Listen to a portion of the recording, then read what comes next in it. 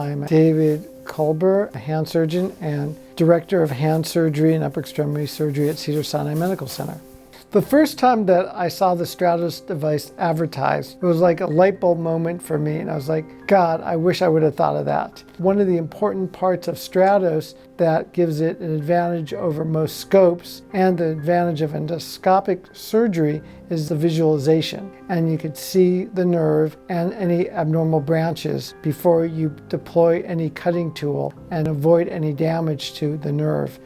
At the beginning, when you start doing the procedure, you're a little timid and you're concerned that you can't visualize everything and you don't really feel super comfortable with it, especially if you've been doing open surgery your entire career, which I was for 20 years. It's a big changeover to move to endoscopic because you're just used to doing it one way. Even though I did a limited incision technique, some people, they have a lot of pain and scar tissue when you cut the palmar fascia.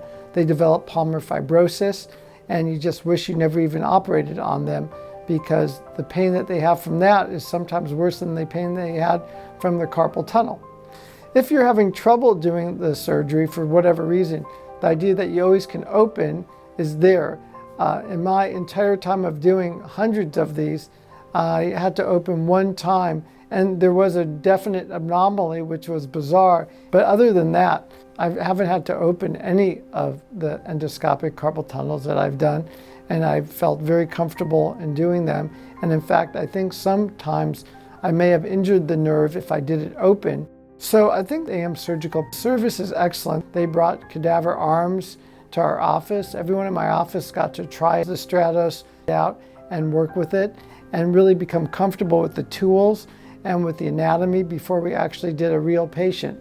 And when it came to doing a patient, they came out, they were there and supportive of us, really guiding us through the entire technique and the procedure itself until we were very comfortable doing it on our own without having a backup there.